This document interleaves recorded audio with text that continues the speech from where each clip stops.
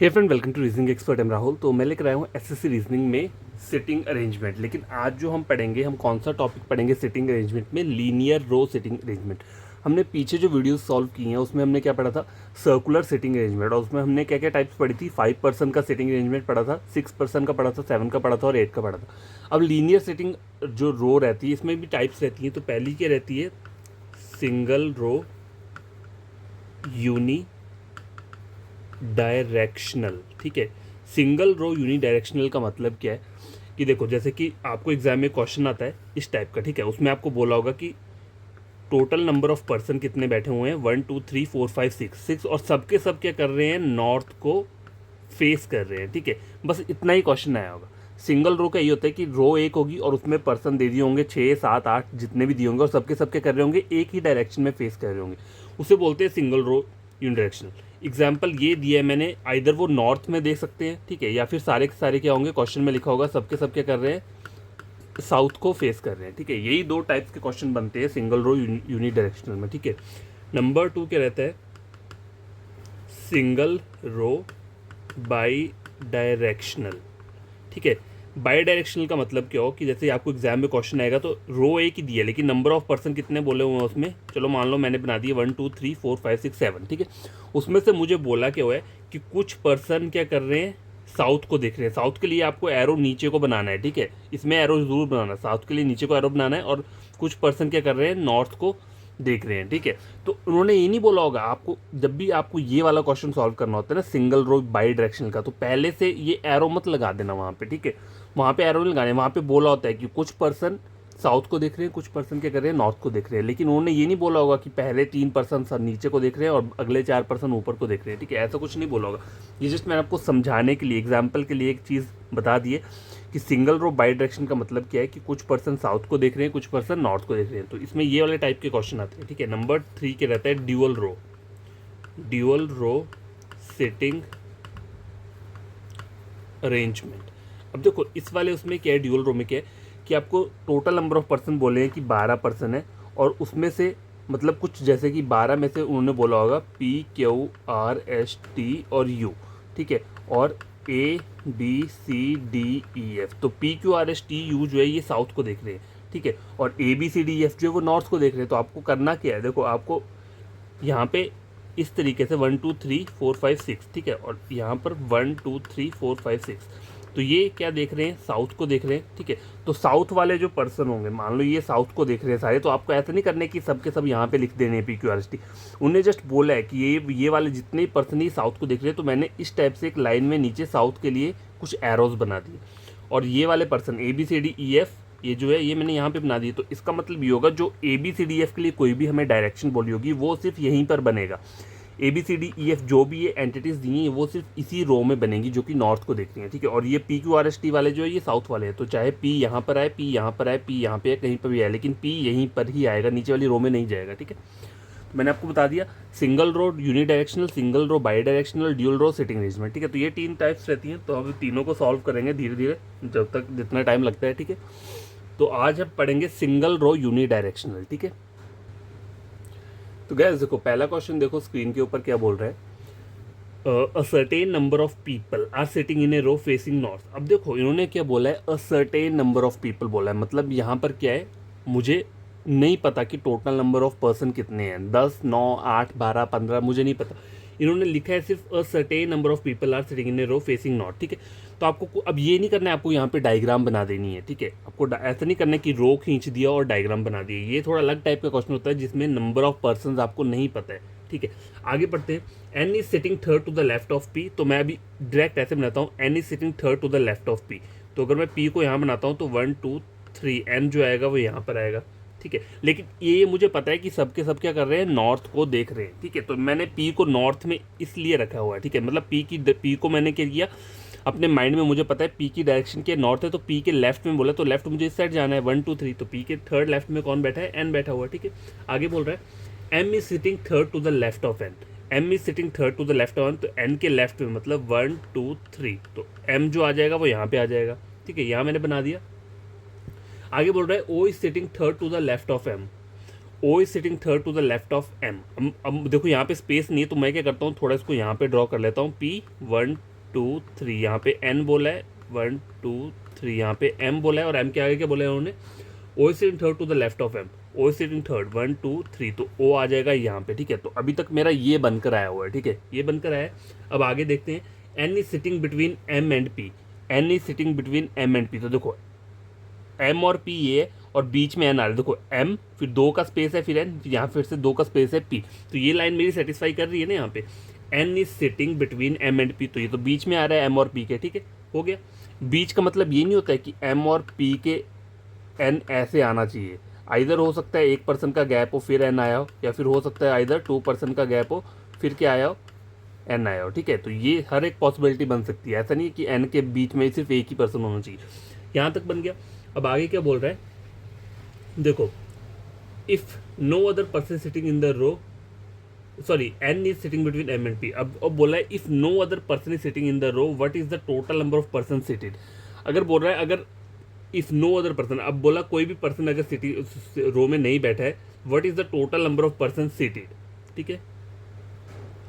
1 2 3 4 5 6 7 8 9 10, total number of कितने आ रहे हैं, 10 आ रहे हैं। 10 का मतलब क्या हुआ, ऑप्शन नंबर बी, ठीक है। ऑप्शन नंबर बी जो है यहाँ पे क्या रहेगा, करेक्ट आंसर रहेगा। तो देखो इसमें, इस वाले क्वेश्चन में मैंने कोई इस टाइप का डायग्राम थोड़ा ना बनाया, क्योंकि जब भी आपको ऐसा क्वेश्चन आता है जहाँ पे नंबर ऑफ पर्सन आपको नहीं पता है, ठीक है, उसमें आपको यही वाला फॉर्मेट अपनाना पड़ेगा, वहाँ पे आप ये नहीं कर सकते, ठीक है। ये मैंने आपको बता दिया यहाँ पे, ठीक है।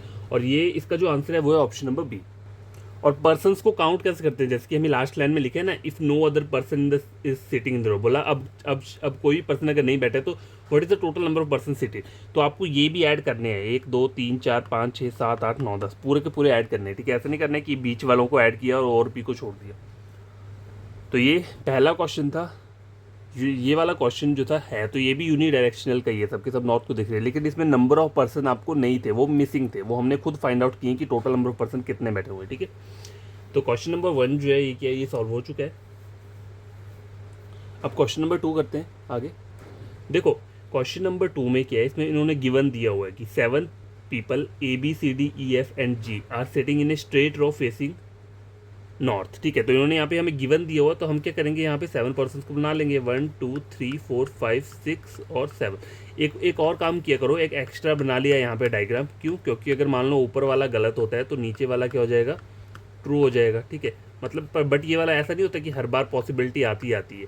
1 2 3 4 5 7, ठीक है, 7 हो गए। अब देखो पढ़ते हैं, only 1 person sit to the left of D. देखो इन्होंने बोला है डी के लेफ्ट में सिर्फ एक ही पर्सन बैठा है, अगर सबके सब नॉर्थ देख रहे हैं तो अगर आप डी को यहाँ बनाओगे तो इसके लेफ्ट में तो बहुत सारे पर्सन आ जाएंगे, ठीक है। तो आप डी को कैसे बनाओगे, आप डी को सिर्फ यहीं बनाओगे, तभी उसके लेफ्ट में सिर्फ एक ही पर्सन आएगा। उन्होंने यहाँ पे गिवन दिया ना, देखो 1 person sit to the left of D, ठीक है, सिर्फ एक ही पर्सन बैठा है, 1 person sits to the left of D. A is an immediate neighbour of D, अब A is an immediate neighbour of D है, तो आइदर क्या हो सकता है, ए यहाँ पर भी आ सकता है, ए यहाँ पर भी आ सकता है, ठीक है। ये 2 पॉसिबिलिटी बन गई। आगे देखते हैं, only 2 people sit between F and D. अब देखो एफ और डी के बीच में 2 है, तो इसका तो मतलब ये है ना कि एफ यहीं पर आएगा, ठीक है, एफ यहीं पर आएगा और डी वहीं रहेगा, ठीक है। एफ और डी के बीच में 2 हो गए। Only 3 people sit between C and G. अब देखो सी और जी के बीच में 3 पर्सन बोले हैं, ठीक है, इस तरीके से। चलो इसे स्किप कर देता हूँ मैं। B is not an immediate neighbour of G, ठीक है, B is not an immediate neighbour of G, ठीक है, बी और जी एक साथ नहीं रहेंगे। Only 2 people sit between E and A, ठीक है। देखो ई और ए के बीच में 2 है, तो अगर मैं ई को यहाँ बनाता हूँ तो ई और ए के बीच में 2 आ रहे हैं। अगर ई और ए के बीच में 2 करने हैं तो इसको मुझे यहाँ पे लगाना पड़ेगा। अब सी और जी के बीच में 4 पर्सन बिठाने हैं मुझे, तो यहाँ पे बैठ सकते हैं, नहीं बैठेंगे। सी और जी के बीच में 4, अब देखो यहाँ पे बैठ सकते हैं, सी और जी के बीच में 3 पर्सन बैठ सकते हैं, ठीक है। तो अब उन्होंने लिखा क्या है कि बी के साथ बोला जी नहीं आएगा, ठीक है, ठीक है। देखो सी यहाँ पे है और देखते हैं, only 2 people E and A, ये भी हो गया। B is not an immediate neighbour of G, ठीक है, देखो B is not an immediate neighbour of G. Only 3 people sit between, only 2 people sit between F and D, ये भी हो गया, ठीक है। अब क्या रहता है, only 3 people sit between C and G. देखो अगर मैं सी को यहाँ बनाता हूँ और जी को यहाँ बनाता हूँ तो बी फिर यहीं बैठेगा, और उन्होंने बी और जी को मना किया ना, तो मेरे को जी को यहाँ बनाना पड़ेगा, ठीक है, जी को यहाँ बनाना पड़ेगा और सी को यहाँ बनाना पड़ेगा, तब जाके क्या होगा, बी यहाँ पे रहेगा और ये वाली हमारी सेटिस्फाई हो जाएगी कि बी के साथ जी नहीं बैठेगा, ठीक है। तो एग्जैक्ट डायग्राम जो बना है वो बना है पहला वाला, देखो, और दूसरा वाला गलत हो गया क्योंकि यहाँ पे हमारी पॉसिबिलिटी क्या हो गई थी, गलत हो गई थी। तो यहाँ पे जो आंसर है वो क्या रहेगा, क्वेश्चन देखते हैं, who sits at the extreme end of the row, extreme right end बोला हुआ है, ठीक है। तो राइट एंड क्या होती है, ये जहाँ मेरा हाथ है ये राइट एंड होता है, ये लेफ्ट एंड होता है। राइट एंड पे कौन बैठा है, सी बैठा हुआ है, तो यहाँ पे जो ऑप्शन रहेगा वो क्या रहेगा, ऑप्शन नंबर ए, ठीक है, समझ आ गया। तो क्वेश्चन नंबर 2 भी कंप्लीट हो चुका है। ऐसे देखो थर्ड क्वेश्चन जो है, थर्ड क्वेश्चन में क्या बोला हुआ है, आपकी स्क्रीन के ऊपर दिख रहा होगा, 6 ब्रदर बोला है, KLMNO&S are standing in a column facing north. तो रो, अगर रो लिखा है कॉलम लिखा है तब भी आपको क्या करना है, उसको स्ट्रेट लाइन में ही बनाना है, इस तरीके से 1 2 3 4 5 6, ठीक है, 1 2 3 4 5 6। अब आगे क्या बोला उन्होंने, के स्टैंडिंग जस्ट बिहाइंड एन, इसका मतलब कि अब देखो बिहाइंड और अहेड का याद रख लेना, जैसे ये चीज़ बिहाइंड रहती है, ठीक है, ये बिहाइंड हो गया और अहेड रहता है ये। अब आगे अगर आपको ऐसे बोला हुआ है कि K is just standing just behind N, मतलब एन के जस्ट पीछे के रहेगा, ठीक है। तो बिहाइंड का मतलब के, अगर एन आगे आएगा तो के कहीं यहाँ पीछे रहेगा, लेकिन उसके जस्ट पीछे रहेगा, ठीक है। तो अभी इसको मैं लगा नहीं सकता क्योंकि एन और के यहाँ पे भी हो सकता है, एन के यहाँ पे भी हो सकता है, एन के यहाँ पे भी हो सकता है, कहीं पे भी हो सकता है, ठीक है। आगे लाइन पढ़ते हैं, O stands exactly between M and S, M S, ठीक है, या फिर हो सकता है ये, ठीक है, ये हो गया। आगे क्या बोल रहा है, only 3 brother stand behind L, इसका मतलब ये है कि एल के पीछे सिर्फ 3 ही रहेंगे, तो ये तो मुझे कंफर्म हो गया यहाँ पे, ठीक है।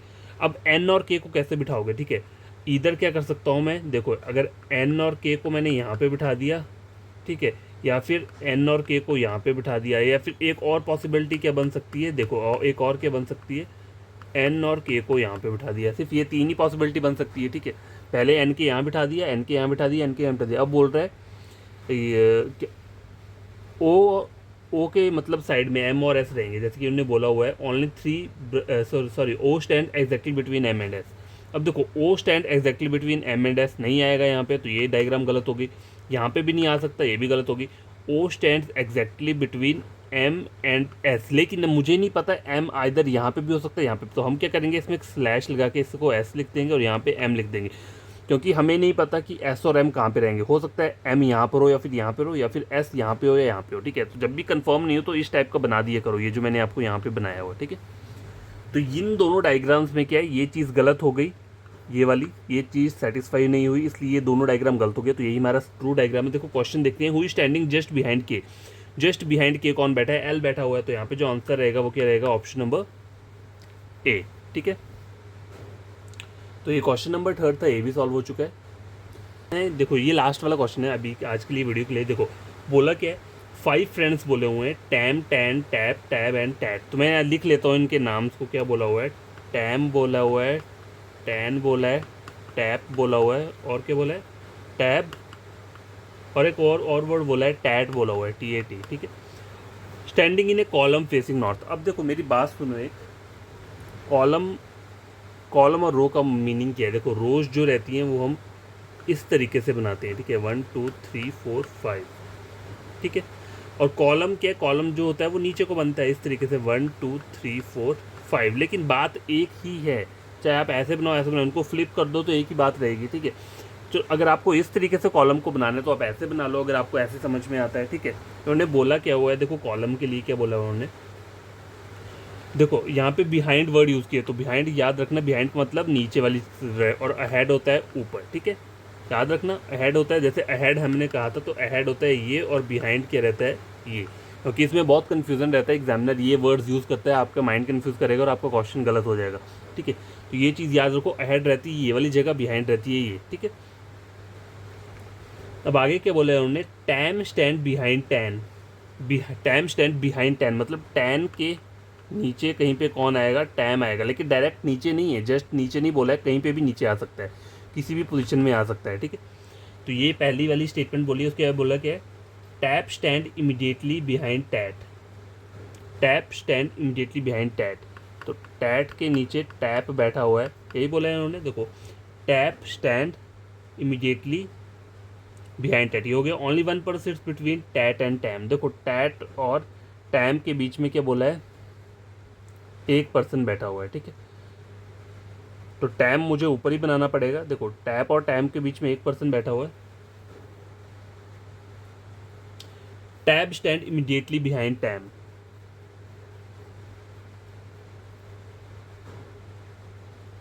देखो यहाँ पे बोला क्या है, ओनली 1% बिटवीन टैट और टैम, ठीक है। तो टैट ये है, तो चलो अगर टैम को यहाँ नहीं बनाना तो टैम को अगर मैं यहाँ पे बना देता हूँ, चलो टैम मैंने यहाँ बना दिया। उसका है क्या बोल रहा है, tab stand immediately behind time, time के नीचे इमीडिएटली कौन बैठा है, टैब बैठा हुआ है, ठीक है। ये हो गया। Tab stand at the end of the column, तो ये एंड हो गया कॉलम का, 4% यहाँ आ गए तो ऊपर क्या आ जाएगा, टैन आ जाएगा, ठीक है। तो ये आपका फाइनल डायग्राम बन चुका है। यहाँ पे क्या आएगा, टैन आएगा, फिर क्या आएगा, टैट आएगा, उसके बाद टैप आएगा, उसके बाद जो आता है वो टैम आएगा, और टैम के बाद क्या आएगा, टैब आएगा, ठीक है। ये आपका फाइनल डायग्राम बन चुका है। अब आपका आंसर निकल जाएगा इजीली। क्या बोला हुआ है उन्होंने यहाँ पे, who stand at the end of the column, अच्छा sorry, who stand at the front of the column. देखो ये कॉलम है, ये बिहाइंड है, एड है, फ्रंट मतलब ऊपर की बात कर रही है, सबसे ऊपर की। तो फ्रंट पे कौन बैठा हुआ है, टैन बैठा हुआ है, ठीक है। तो इसका आंसर जो रहेगा वो रहेगा ऑप्शन नंबर बी, ठीक है। ये बैठा है फ्रंट पे। तो आई होप आपको ये क्वेश्चन समझ में होंगे, ठीक है। और अहेड और बिहाइंड को याद रख लेना, ठीक है। और जैसे कॉलम में करना हो तो कॉलम में आप इस तरीके से भी बना सकते हो, कोई प्रॉब्लम नहीं है। अगर कॉलम को आपको ऐसे करके ड्रॉ करना है, बात एक ही है, ठीक है। लेकिन आपको बस पॉसिबिलिटीज़ को साइड में लिखना पड़ेगा और उनको एडजस्ट करना पड़ेगा, तब जाके एंड में यहाँ पे करोगे, ठीक है, यहाँ पे लिख पाओगे। तो ये हमने कर दिया ड्रॉ, और 4 क्वेश्चन थे, ये मैंने आपको सॉल्व करवा दिए हैं। कल जो पढ़ेंगे हम, शायद मैं यही क्वेश्चन कुछ करवाऊँ या फिर मैं दूसरा वाला करवाऊँ, वो जो रो रहता है जिसमें मल्टीपल साइड्स में बैठे हैं, कुछ नॉर्थ को देख रहे हैं, कुछ साउथ को देख रहे हैं, ठीक है। तो बाई डायरेक्शनल वाला हो सकता है कल करवाऊँ, या फिर यही सेम क्वेश्चंस को रिपीट करूँगा डिफरेंट टाइप के। तो आप इन क्वेश्चंस को खुद से सॉल्व करना, आपको कोई फ्रेंड कज़न रीजनिंग पढ़ना चाहता है, मेरे चैनल रेकमेंड कर सकते हो, रीजनिंग के लिए टोटल फ्री रहेगा, तो आप इसे ग्रैब कर लो, ठीक है। और चैनल को सब्सक्राइब कर देना अगर समझ में आता है तो, ठीक है। ज़्यादा और कुछ नहीं मांग रहा आपसे, अगर आता है तो, नहीं तो नहीं आता है तो फिर कुछ मत करना, रहने देना।